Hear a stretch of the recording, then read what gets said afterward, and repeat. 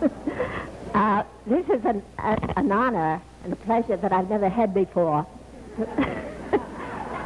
To introduce my son on a platform. I can tell you, of course, a great deal about him. I used to spank him with the ruler. He just keeps at a job and wants to finish it and wants to do it well. And I think that's what we need here in New York, somebody that works persistently and perseveringly and believes in these things. And so it gives me great pleasure to introduce my seventh child, Robert Francis Kennedy. I want to thank my mother for the kind introduction. That's what we've gotten down to this campaign. After some of these polls came out that we were not doing too well, we took Mother. I had a lot of experience since I did it 72 years ago. Yeah, I know. I'm going to tell them you did. Well, why don't you give your own speech? Well, see, that's it. We don't... My brother and I never... The reason she's never introduced any of us before is because we never go on the same platform with her. I mean, we couldn't possibly compete with that. Major struggle between my younger brother and me during this campaign was where she was going to spend her time. Whether she's going to be here or in that other state to the north. Which I haven't dared say for 8 weeks. Secretary of State, Ambassador Alphonse, Ambassador Gavin, Ambassador Bonet, distinguished guests, ladies and gentlemen. I do not think it altogether inappropriate to introduce myself to this audience. I am the man who accompanied Jacqueline Kennedy to Paris, and I've enjoyed it.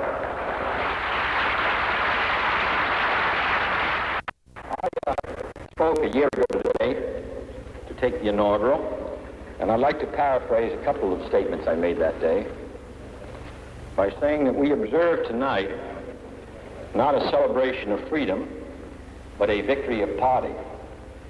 For we are sworn to pay off the same party debt our forebears ran up nearly a year and 3 months ago. Our deficit will not be paid off in the next 100 days, nor will it be paid off in the first 1,000 days, nor in the life of this administration, nor perhaps even in our lifetime on this planet, but let us begin.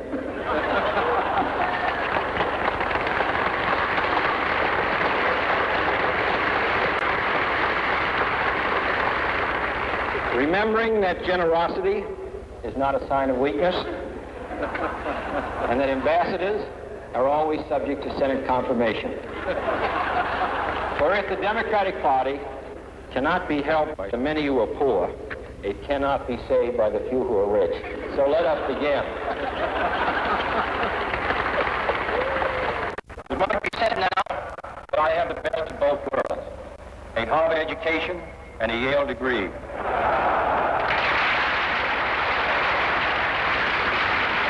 In 1952, when I was thinking about running for the United States Senate, I went to the then Senator Smathers and said, "George, what do you think?" He said, "Don't do it. Can't win. Bad year."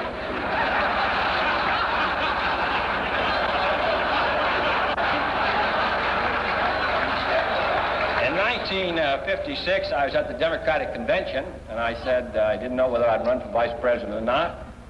So I said, "George, what do you think? This is it. They need a young man. It's your chance." So I ran and lost. And in 1960, I was wondering whether I ought to run in the West Virginia primary. Don't do it. That state you can't possibly carry. And actually, the only time I really got nervous about the whole matter at Los Angeles was just before the balloting. George came up and said, "I think it looks pretty good for you." President, it's been a long time since a president and his family have been subjected to such a heavy barrage of teasing and fun-poking and satire. I mean, there have been books on backstairs at the White House, and cartoon books with clever sayings, and photo albums with balloons and the rest, and now a smash hit record. Can you tell us whether you read and listen to these things and whether they produce annoyment or enjoyment? Annoyment. No, they produce. Yes, I have read them and listened to them. Actually, I listened to Mr. Meader's record, but I thought it sounded more like Teddy than it did me. But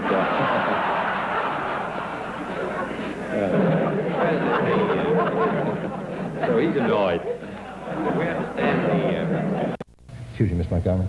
Mr. President, your brother Ted recently on television said that after seeing the cares of office on you, that he wasn't sure he'd ever be interested in being the president.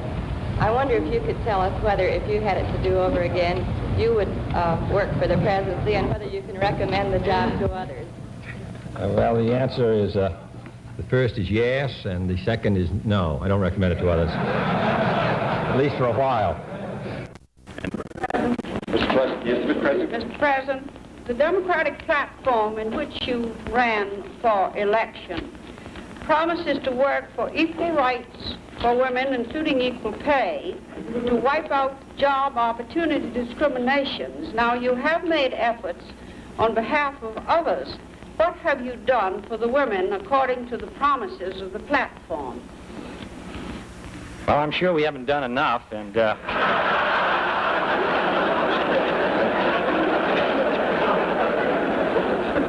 I must say I am a strong believer in equal pay for equal work, and I think that we ought to do better than we're doing, and I'm glad that you reminded me of it, Mr. President.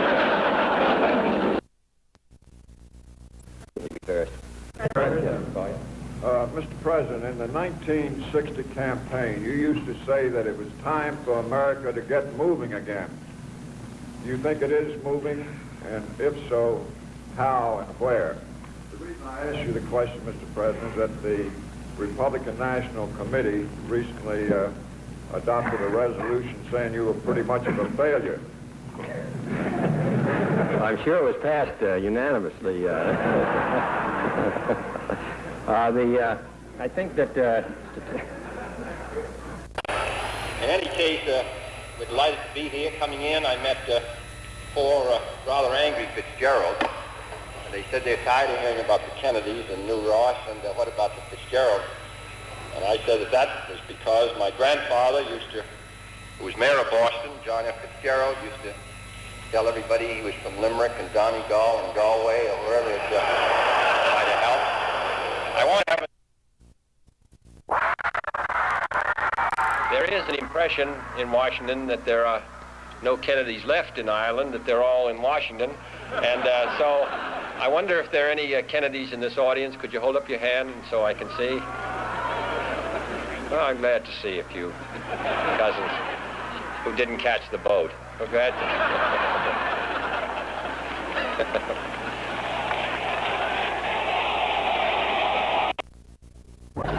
I'm glad to be here. It took 115 years to make this trip. And 6,000 miles. And 3 generations. But I'm proud to be here, and I appreciate the warm welcome you've given to all of us. When my great-grandfather left here to become a cooper in East Boston, he carried nothing with him except 2 things: a strong religious faith and a strong desire for liberty. And I'm glad to say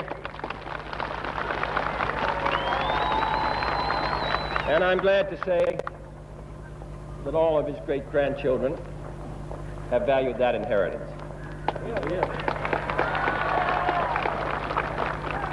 If he hadn't left, I'd be working over at the Albatross Company.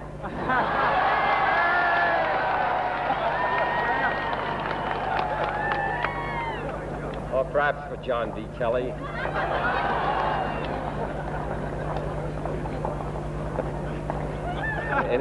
In any case, we're happy to be back here. About 50 years ago, an Irishman from New Ross traveled down to Washington with his family, and in order to tell his neighbors how well he was doing, he had his picture taken in front of the White House and said, "This is our summer home. Come and see us." Well, it's our home also in the winter, and I hope you will come and see us. Thank you.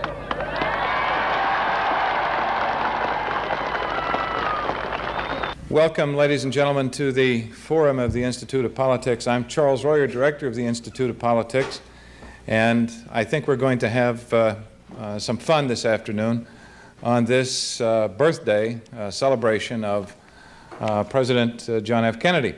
We do this every year. We figure out every year some new way or some different way to recognize the contribution of President Kennedy to our country and our politics. And we're going to recognize this year his contribution to our collective wit and humor. And I think you're going to enjoy very much the people we've assembled to help us do that. We're going to start with a few introductory comments from a member of the Senior Advisory Committee of the Institute of Politics, who is also the senior senator from the state of Massachusetts, the Honorable Edward M. Kennedy. Thank you very much, Charlie. This is really a very special day. May 29th, usually Memorial Day, was a time when all the members of the family were together. It was a special holiday, the birthday of President Kennedy, and a really important day for all the members of his family. And so today has been very meaningful to all of us, to my sisters Eunice and Pat, to Jackie and to Caroline and Ed and John, the other members of our family, because they gave the Profiles in Courage Award to a very distinguished Justice of the Georgia Supreme Court, Charlie Weltner, who is on the panel today. Charlie Weltner only had 2 terms in the Congress of the United States, but he achieved more in that brief time than many who have served a good deal longer. He was, of all 60 members of Congress from what they call the old South states, 60 members of Congress, there was only 1 who voted for the Civil Rights Act of 1964.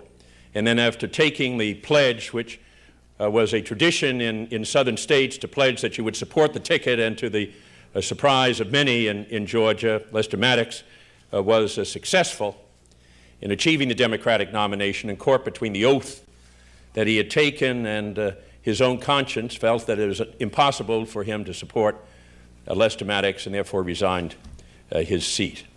When he was in the Congress, in the 2 terms he was there, he wanted to be on the House Un-American Activities Committee. Senator Culver, now Congressman Culver, was on that committee as well as one of the 1 or 2 voices to try and bring some sanity to that committee that had really run wild.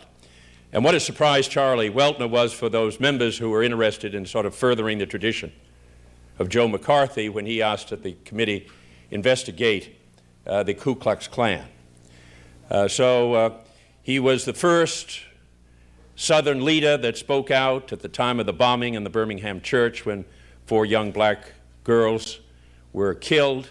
And with that statement, he became the voice of the New South. Defeated for Congress, he now continues a second period of public service as a member of the Supreme Court of Georgia, appointed and then re-elected. So I'd like all of you, if you would join me in giving a very warm round of applause to a real profile in courage, Justice Charlie Weltner of Georgia.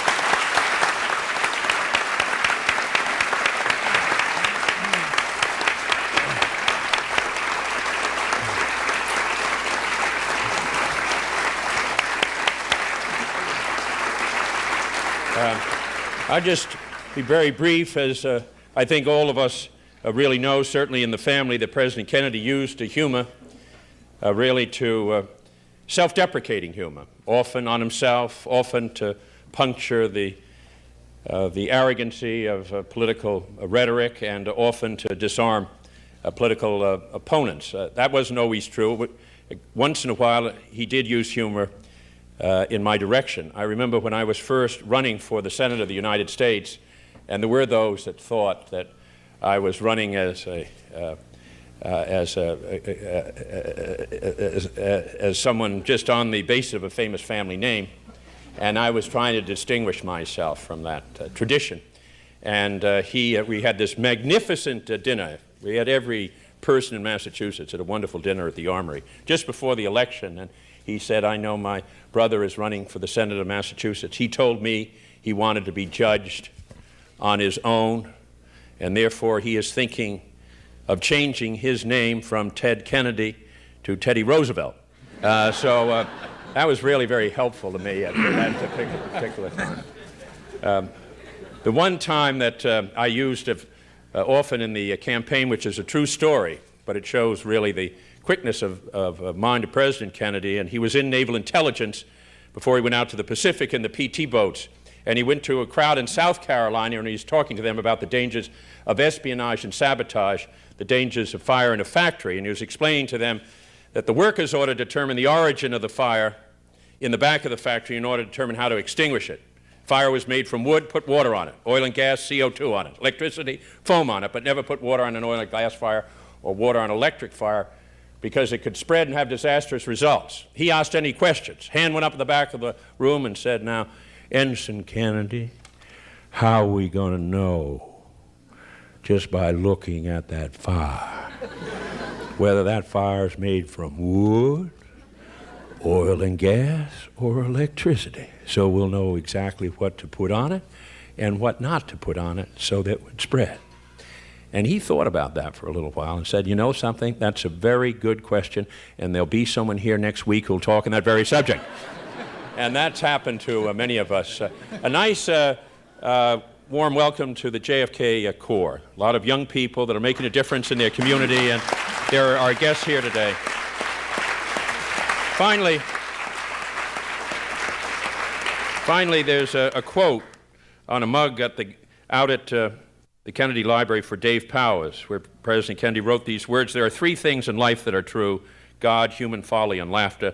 The first two are beyond our control, so we must do what we can with the third. It's in that spirit. We all hope you'll enjoy the program. Thank you very much.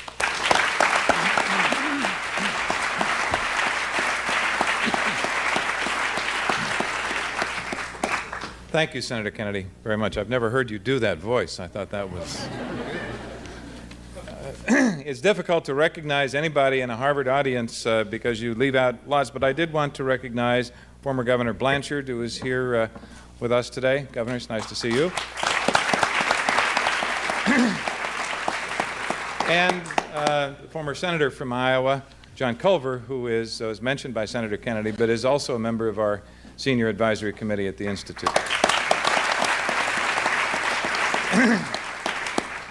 Now, somebody who's really working hard these days as Assistant District Attorney for the County of New York, who will introduce for you a rough-cut videotape, courtesy of the library, that will demonstrate some bits and pieces of the wit and humor of President Kennedy. Please welcome John Kennedy.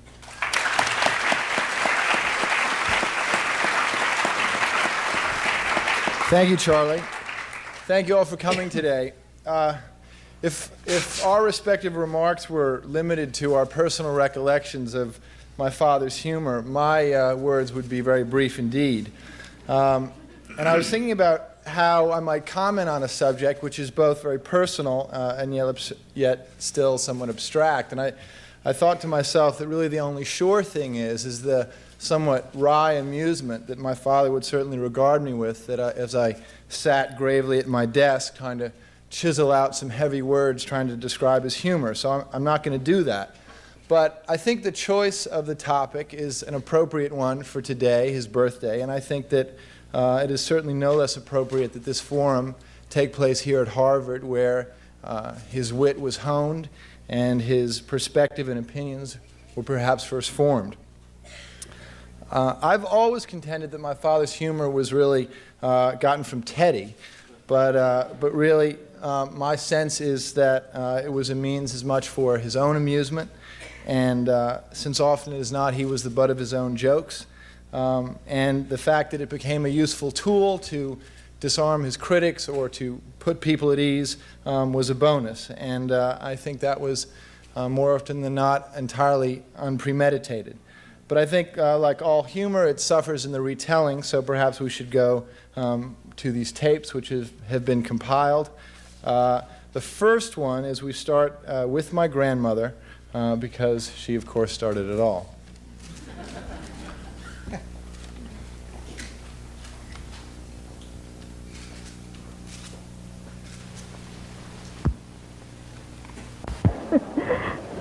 This is an honor and a pleasure that I've never had before. To introduce my son on a platform. I can tell you, of course, a great deal about him. I used to spank him with the ruler. He just keeps at a job and wants to finish it and wants to do it well. And I think that's what we need here in New York, somebody that works persistently and perseveringly and believes in these things. And so it gives me great pleasure to introduce my seventh child, Robert Francis Kennedy. I want to thank my mother for the kind introduction. That's what we've gotten down to this campaign after some of these polls came out that we were not doing too well. We took Mother. I had a lot of experience since I did it 72 years ago. Yeah, I know. I'm going to tell them you did. Well, why don't you give your own speech? See, that's it. We don't. My brother and I never. The reason she's never introduced any of us before is because we never go on the same platform with her. I mean, we couldn't possibly compete with that. Major struggle between my younger brother and me during this campaign was where she was going to spend her time, whether she's going to be here or in that other state to the north, which I haven't dared say for 8 weeks.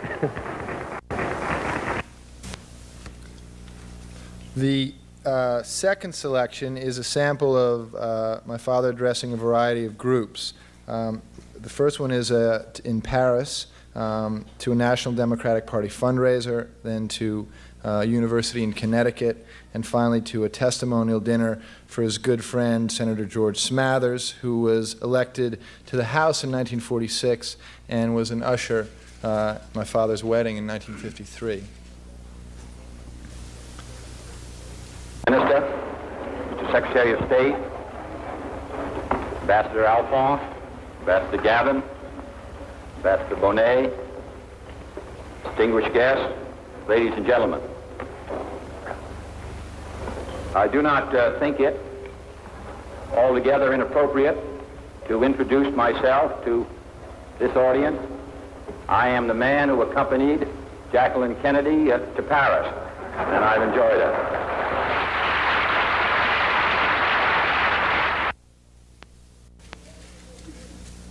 I spoke a year ago today to take the inaugural, and I'd like to paraphrase a couple of statements I made that day by saying that we observe tonight not a celebration of freedom, but a victory of party. For we are sworn to pay off the same party debt our forebears ran up nearly a year and 3 months ago. Our deficit will not be paid off in the next 100 days. Nor will it be paid off in the first 1,000 days, nor in the life of this administration, nor perhaps even in our lifetime on this planet, but let us begin.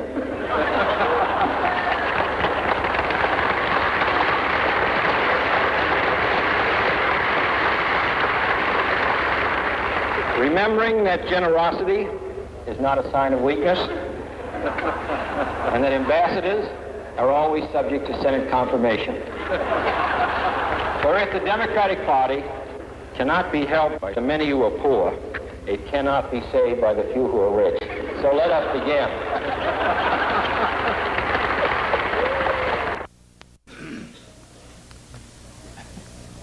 It might be said now that I have the best of both worlds, a Harvard education and a Yale degree.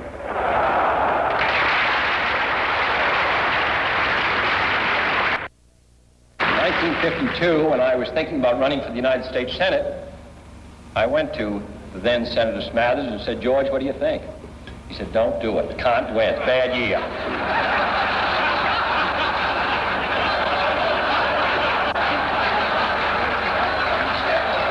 In 1956, I was at the Democratic Convention, and I said I didn't know whether I'd run for vice president or not.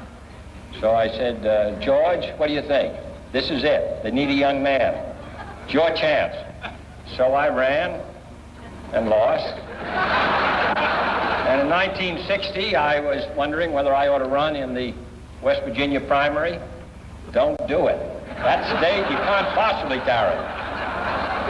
And actually, the only time I really got nervous about the whole matter at Los Angeles was just before the balloting.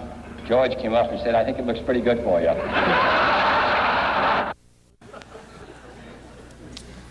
The third selection, my father started the first live television press conferences, and although these were about serious issues of the day, the viewing public soon learned to expect his wit to surface if it was given the right opportunity.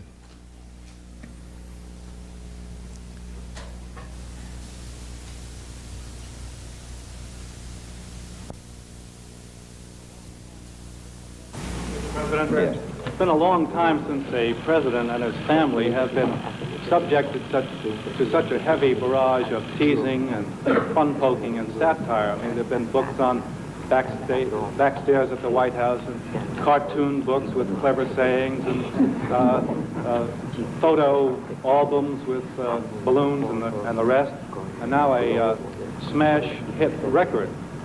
Can you tell us whether you read and listen to these things and whether they produce annoyment or enjoyment? Annoyment. No, they produce, yes, I have read them and listened to them. Actually, I listened to Mr. Meader's record, but I thought it sounded more like Teddy than it did me, but...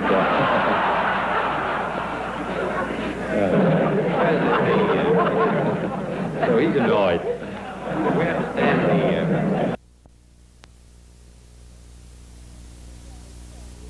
Excuse me, Miss Montgomery. Mr. President, your brother Ted recently on television said that after seeing the cares of office on you, that he wasn't sure he'd ever be interested in being the president. I wonder if you could tell us whether, if you had it to do over again, you would work for the presidency, and whether you can recommend the job to others. Well, the answer is, the first is yes, and the second is no. I don't recommend it to others. At least for a while.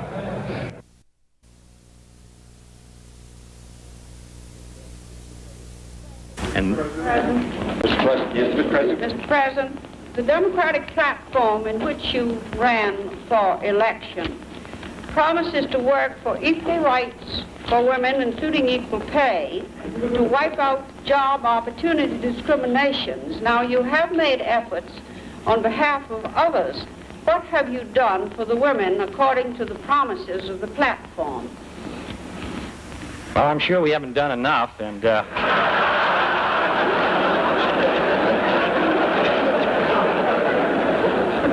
I must say I am a strong believer in equal pay for equal work, and I think that we ought to do better than we're doing, and I'm glad that you reminded me of it, Mr. President.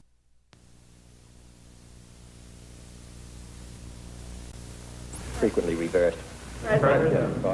Mr. President, in the 1960 campaign, you used to say that it was time for America to get moving again. Do you think it is moving? And if so, how and where? The reason I asked you the question, Mr. President, is that the Republican National Committee recently adopted a resolution saying you were pretty much of a failure.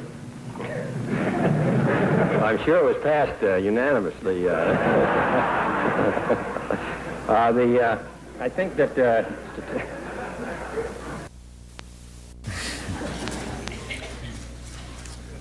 The last piece is of a visit to Ireland while my father was president. This trip was significant for, in many ways, it was a homecoming, for it was from Ireland that the Kennedys and Fitzgeralds came to America. A note, the Albatross Company, which is referred to in this piece, is a company which makes fertilizer.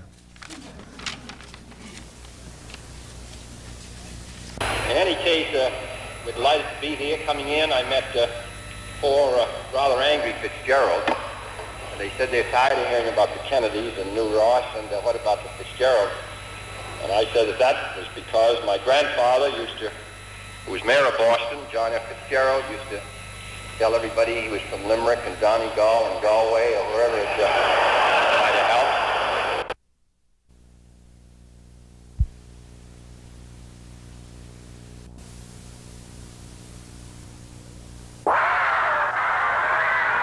There is an impression in Washington that there are no Kennedys left in Ireland, that they're all in Washington. And so I wonder if there are any Kennedys in this audience. Could you hold up your hand so I can see?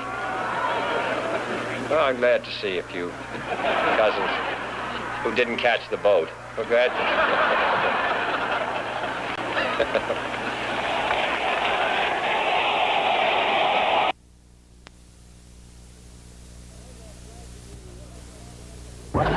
I'm glad to be here. It took 115 years to make this trip.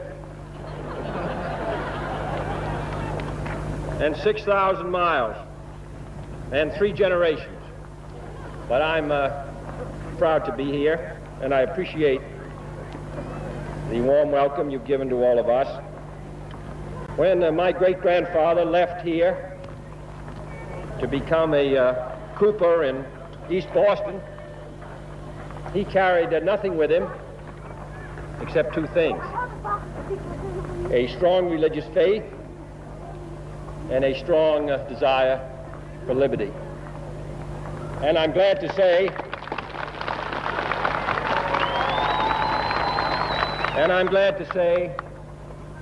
that all of his great-grandchildren have valued that inheritance.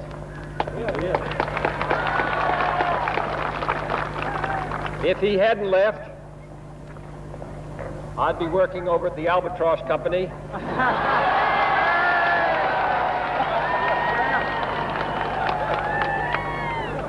Or perhaps for John D. Kelly.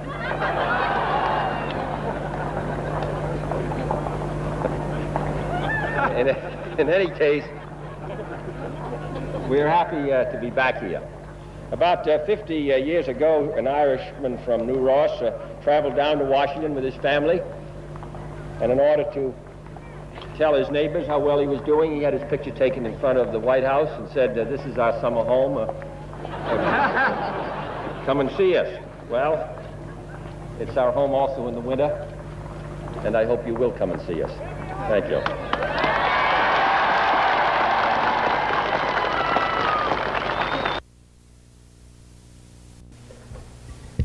Is that it?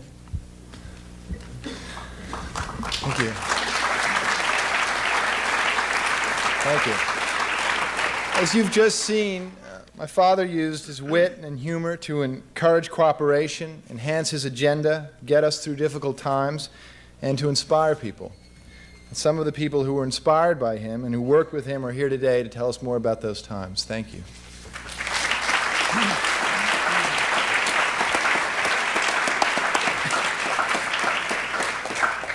Thank you, John, very much. Appreciate that.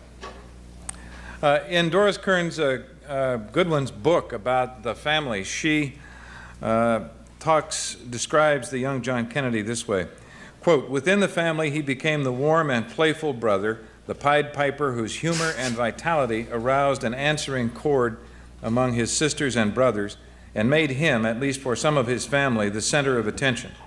From his first recorded encounter with the world beyond his family circle, as a small boy consigned to the hospital surroundings he would come to know well, we see signs of his recognition that personal charm, the capacity to warm and please others, could win the loving admiration which was not, as was his brother Joe's, his by right of birth." President Kennedy had a full quiver of personal charm few would deny. And few would deny that one of his sharpest arrows was his often self-deprecating humor. The most often quoted example being the time a little boy asked him how he had become such a great war hero. "It was absolutely involuntary," he responded. "They sank my boat."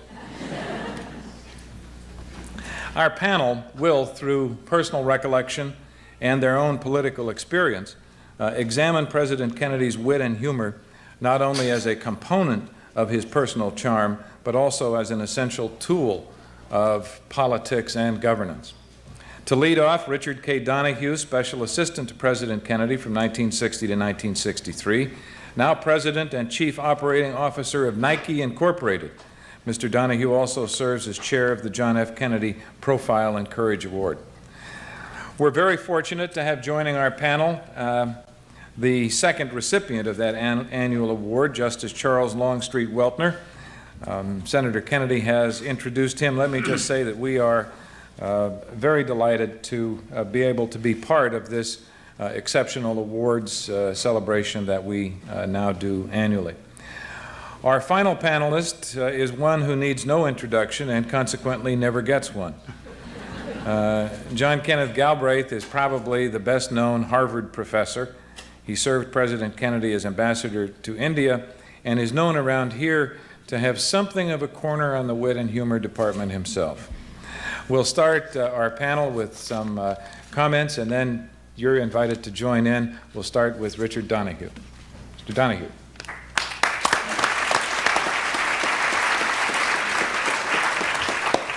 Thank you very much. It's difficult to think of President Kennedy without thinking of his humor, because it was very much a part of the way he lived and the way he taught and the way he led. Unfortunately, when I prepared to come to Boston from Oregon this week, I prepared to come for the Profiles in Courage Award, and I received an invitation. They said there's going to be a humor panel over at the Kennedy School. Would you like to attend? And I said, gee, that'd be great. I'd love to hear it. And now I am hearing it because I have just been elected. And so I went to Dave Powers, and Dave is the historian. He knows all of the stories. Most of them he's made up, but the others, even those that are accurate, are great. And I said to him, well, tell me a story that really we can recount President Kennedy's humor. We thought of three, and we checked them out with Pat, and then two of them fell flat. There was one, however, that was pretty good. I think it was May Craig continually liked to bait him and ask him questions persistently. And she said to him, Mr. President, what is your favorite song? What is your favorite song? So he thought, and he said, well, you know, Hail to the Chief has a certain ring to it. I recall shortly after his election the question of how his government would be put together and how the people would be chosen was one of the jobs that I was involved with. And with the help of Sergeant Shriver and others, a lot of Harris Wofford, who was mentioned here earlier today, and Adam Yarmolinsky and others, a group of people were gathered together, and probably leading among them was then later Secretary McNamara. Now, Secretary McNamara was not known to President Kennedy. I mean, he was someone who almost came as a result of a lot of publicity he received as president of the Ford Motor Company in Time magazine. And he is, of course, a brilliant man and become a great friend, but it was strange to President Kennedy at that time. And being the diligent student that he was, he went and he saw then Secretary of Defense Wilson. And he came to President Kennedy, and with all of the diligence and sobriety that was his, he said, Mr. President, he said, I've met with Secretary Wilson, and I want to tell you that I can do that job. And the President responded and said to him, Mr. Secretary, I want to tell you I've met with President Eisenhower, and I can do that job. It also was my fort during the course of that time to deal with him on certain appointments. He was in Palm Beach, and we were in Washington, and we were putting things together. After a lot of activity, he had chosen J. Edward Day of California to be Postmaster General of the United States, and I was working with him and others putting together the presidential appointees that under the Deputy Postmaster General, the Assistant Postmaster General, and all of that. And so from time to time, I would talk to the President in Palm Beach, and he was, of course, an acute, astute, knowledgeable politician. He would ask whether or not a candidate was suggested had the approbation of the Appropriations Committee chair and various committees and all of these types of things. One day I was talking to him about Assistant Postmaster General for Finance, and he said, well, who came up with him? And I said, well, the Postmaster General. He said, I thought he was happy with his job. These are my jobs. So also, as time developed and we moved into the White House, there were a series of things which are not quite as well known as they might be. But one of them was a complaint that existed between Secretary of State Dean Rusk and others as to the fact that privileged communications or top secret materials seem to be getting a lot of currency on the cocktail circuit. And he came to the president and he accused many people in the White House of leaking top secret information so that nothing that came would not be heard that night throughout Washington. And so he called Kenny O'Donnell, and one of the not necessarily favorite people of Secretary Rusk was Arthur Schlesinger. And among those who had been accused of this was Arthur Schlesinger. And so he told Kenny, he said, Kenny, I think just to test it so that we can make the Secretary happy, we'll take Arthur off the top secret list. And then as Kenny went to leave the room, he said, oh, no, wait a minute. I better tell him myself. You're going to come out bad enough in his book. Bad enough in his book. It was that type of the use of humor and the direct way of both teaching and inflicting. You know, much truth is spoken in jest. It was that type of sharp edge, but also knowledgeable edge that led us all to think of him as I do today. I can't help thinking of him without smiling. Thanks.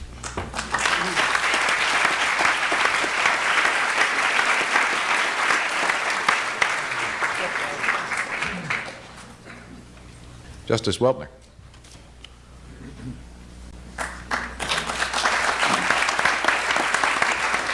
Thank you, Director Royer. If I may take a moment, my friends, to thank Senator Kennedy for his generous remarks, members of the Kennedy family for the unforgettable kindness that you have shown to me. It is a true honor to be associated with you, Senator Kennedy, members of the family, and I thank you. It's also an honor to be on this platform. John Kenneth Galbraith says everyone's ideal of what a scholar ought to be, and Richard Donahue is everybody's idea of what a lawyer ought to be. I'm right here. If we can get you back in office, Mayor Royer, we'll be in good shape. My favorite story attributed to President Kennedy is this. He said that Washington is a city of southern efficiency and northern charm. I think that's wonderful. I'm not sure y'all get that yet, but that's a wonderful statement. And having been exposed for a brief period in my youth to Washington, I must agree with that. I would like to address this topic as a person who sought public office during the tenure of President Kennedy, and what he as president made possible for those of us out on the hustings to do. I sought office in the world's greatest city, Atlanta, and we do not have the world's greatest record in Georgia for enlightened politics. As a matter of fact, you can make a pretty good case in a former era to the contrary. But the expectations of a candidate for public office were raised immeasurably by the presence in the White House of President Kennedy. We, as candidates, were expected to know something about the job we were seeking, and that was unusual. And I'll have to say in the rest of the country it's still a bit unusual. We were expected, because of the standards of President Kennedy, to speak with some degree of intelligence and to have some concept of what was going on in the world. And we were expected also to make a little fun of ourselves. That's a radical reversal. Georgia politics was a cult politics. Had no issues in it. It was all who was going to win, who would rule. And the idea of public policy as a part of politics was revolutionary indeed. That example in the White House raised, I think, the standards and the expectations of the people permanently, so that all of us began in some way to imitate President Kennedy. Tried to find a suit that was cut like his. We couldn't find them down south. Belt Gallant says Roebuck didn't carry those suits. Tried to talk with just a tiny twinge of an accent from Harvard, but that's hard to do, too. Really hard. It was a wonderful thing to be a candidate for public office during those times. And I thank you for the opportunity to discuss that with you briefly today. Thank you.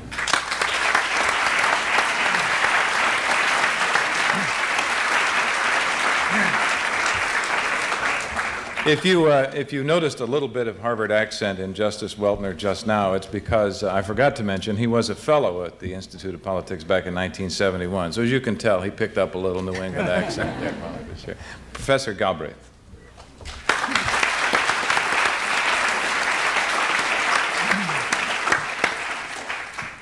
Well, I must add my pleasure at being here on this favoring afternoon with so many friends.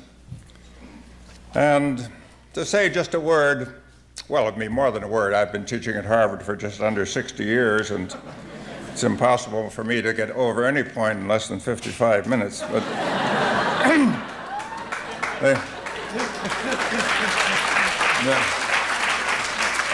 say just a word on what I came to understand as the humor of John F. Kennedy.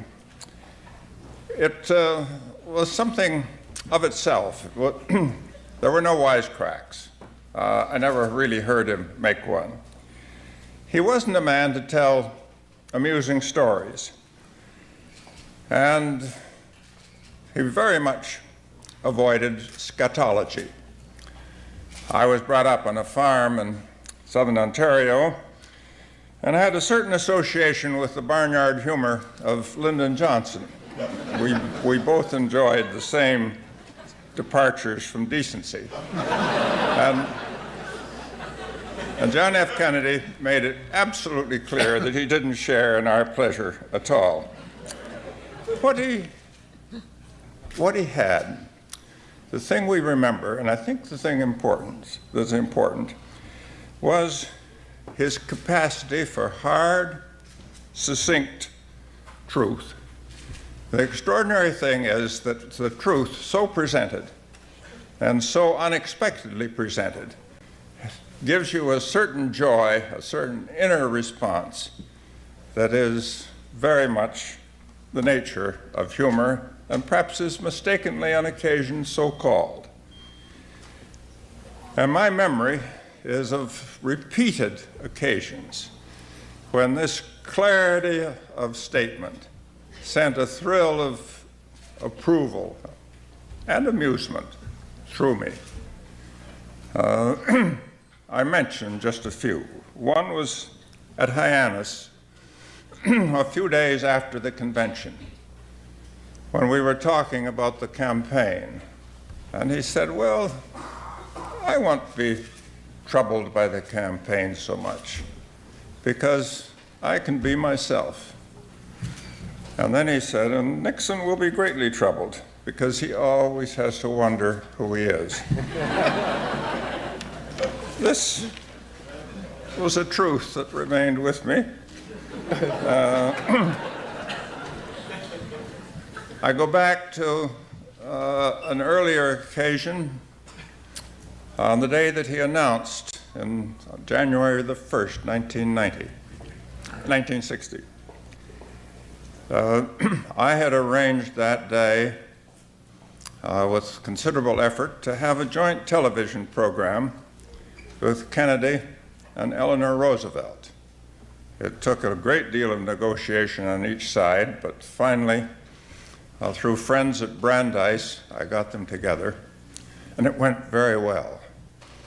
And I listened to it with marked self-approval until the press conference immediately after, when the first question was, now, Mrs. Roosevelt, does this mean that you're going to support John F. Kennedy for president? She said, well, it certainly does not.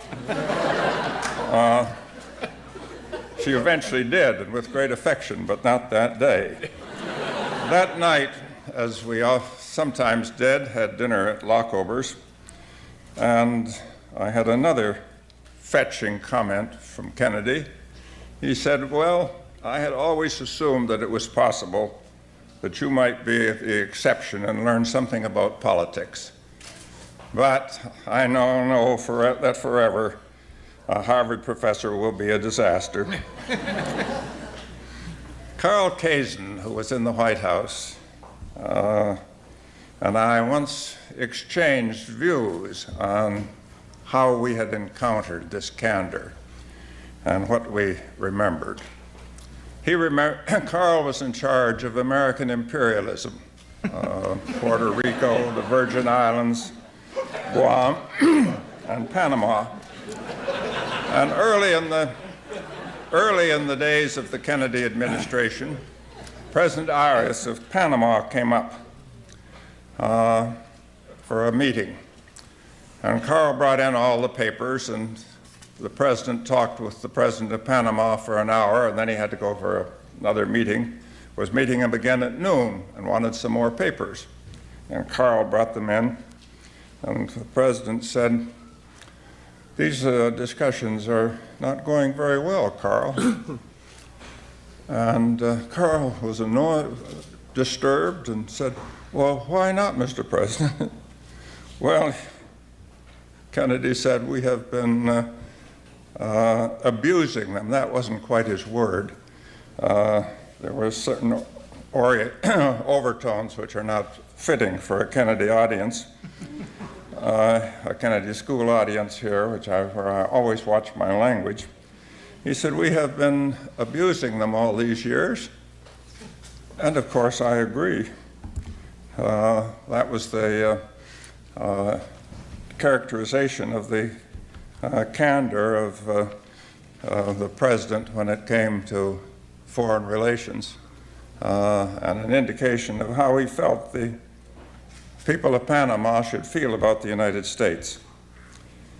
I remember coming back just a few months after I went to India to talk with the president about some particularly, I think we can now talk freely about it, some particularly insane activities of the CIA. They were according support, flying over India to some exceptionally non-hygienic tribes on the northern Nepal frontier, and I was responsible for knowing about the overflights and keeping them from the Indian knowledge of the Indians, which was somewhat difficult. I went to the president about it, and he was resting his back in a bathtub. And I still remember his comment after I'd explained it. He said, well, Ken, he said, let me tell you something. There are no secrets in this administration except a few things I need to know. My own special pleasure was in my relation to President Kennedy on, of all things, agriculture. I do not, I must tell you, have a degree in economics, only in agricultural economics. And in 1956, I had urged him not to support a particular piece of legislation, flexible price supports, which he did support and which had a very damaging effect on his vice presidential aspiration, such as it was in 1956. He trusted me to be aligned with people knowledgeable on this subject like John Culver from then on. And one of the most agreeable comments I ever had from him was, I don't want to hear about farming from anybody but you, Ken. And I certainly don't want to hear about it from you either.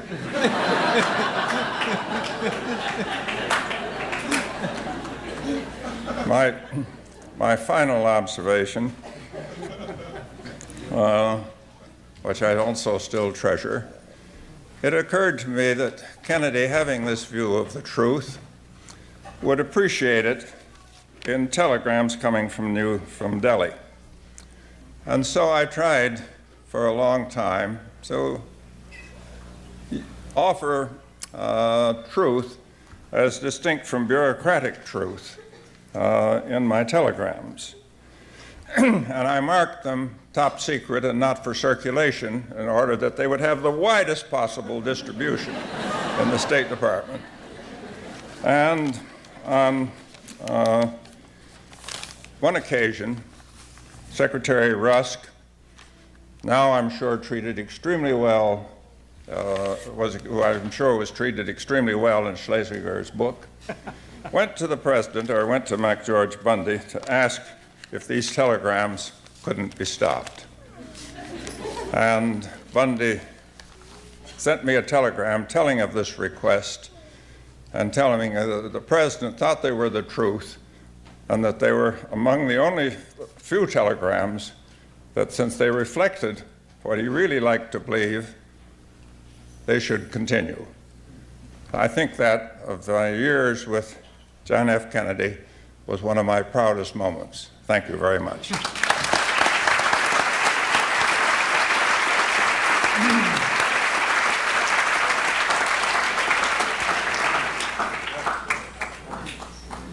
Thank you, Professor Galbraith and members of our panel. We now are open for questions, comments, anything that does not resemble a departure from decency, as Professor Galbraith so eloquently put it.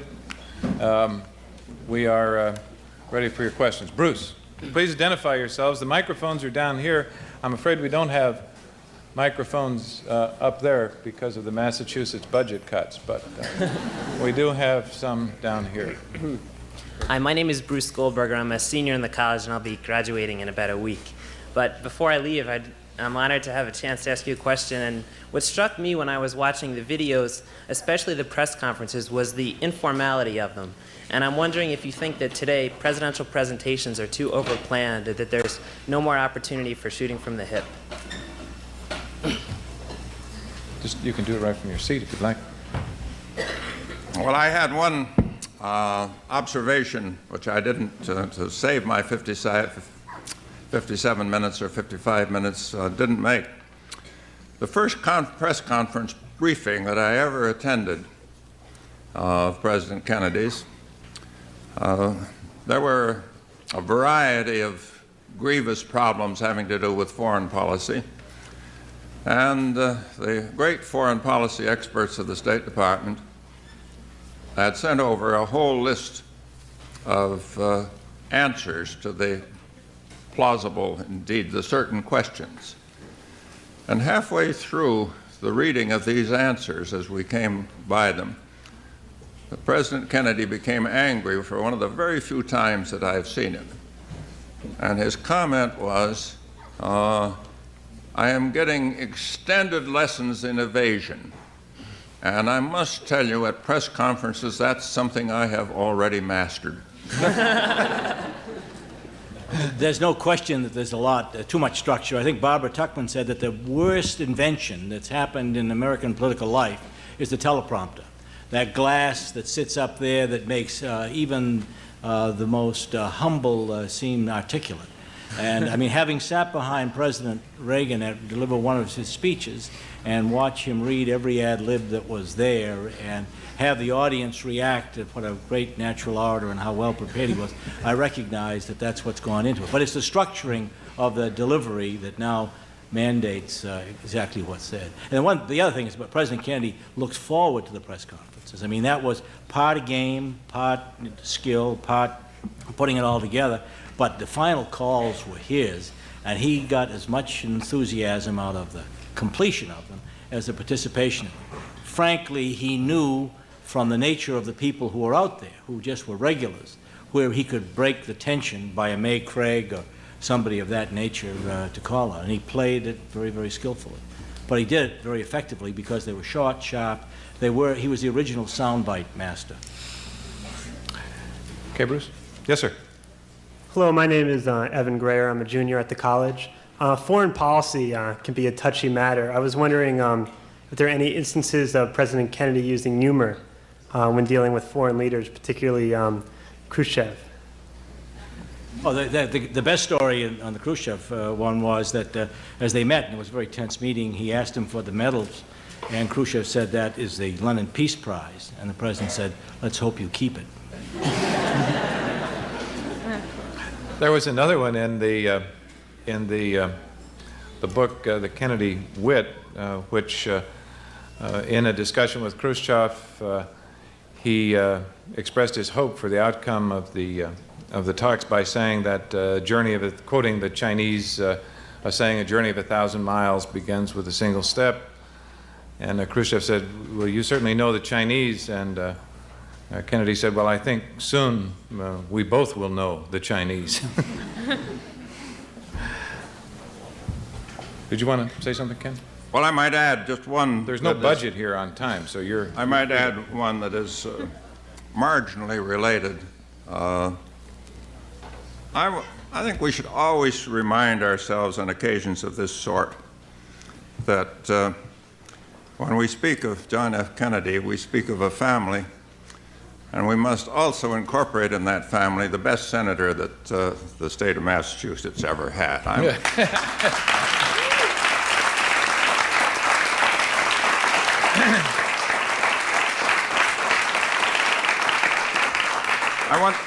I once told him years ago that I used to call up and try to persuade him on one point or another. Now I just wait to see what Edward Kennedy is going to do, and then I do it myself. Take that position. And President Kennedy once said that we had gone, that in our relations we had gone through 3 stages. First, when he was a congressman and called up to find out what to do about a piece of legislation. Second, when he called up to find out what the whole doctrine back of the legislation should be. And third, the joyous time that arrived when he didn't have to call Galbraith at all. Christine. My name is Christine Zaleskis, and I'm a senior at Harvard College. And my question for the panel is, to what extent do you or did President Kennedy attribute his humor and wit to his background, for example, that he was from a large family, that he was Irish American, that he was from Boston, or that he went here?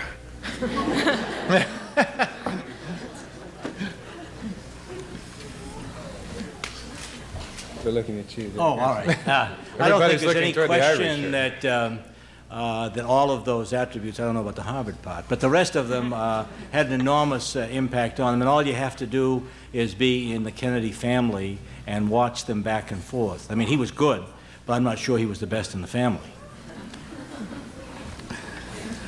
Yes, ma'am. Hello, my name is Elizabeth Ortiz, and I'm with the JFK Library Corps. We do community service and Boston teenagers, and my question is, if John F. Kennedy was alive today, would the kids still think he was funny?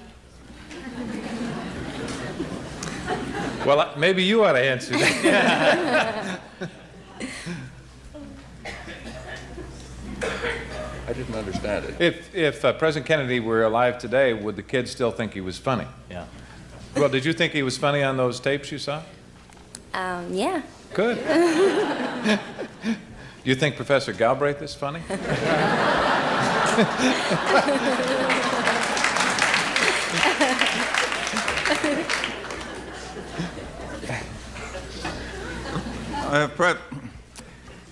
If President Kennedy were president today, we would be enchanted by his humor.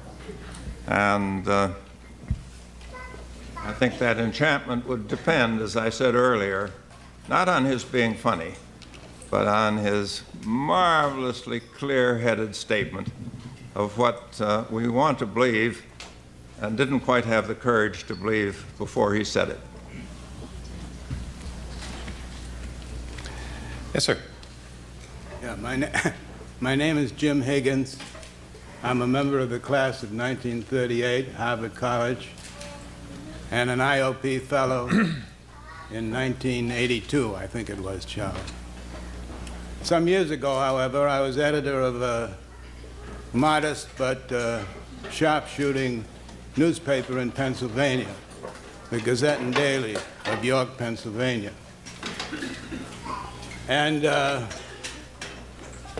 one period, President Kennedy had a policy of inviting the editors of papers from a particular state to come in and have lunch with him at the White House and discuss the problems of the particular state.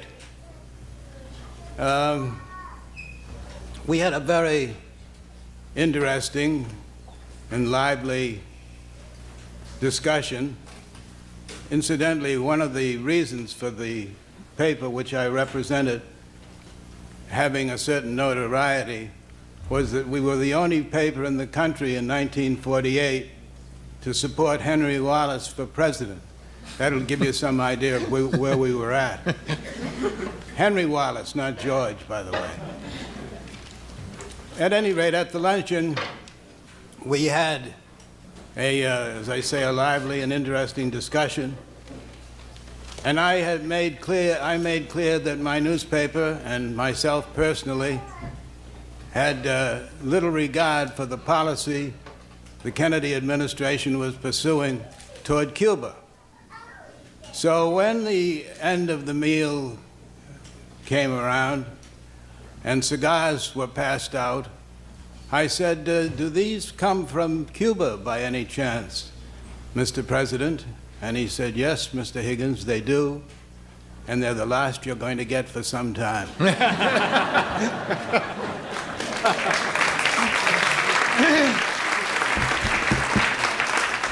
Our thanks to the Kennedy Library Corps for all you do and for being with us again this year.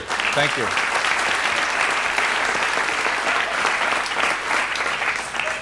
Ladies and gentlemen, we've had, I think, a good sampling of the wit and humor of President Kennedy.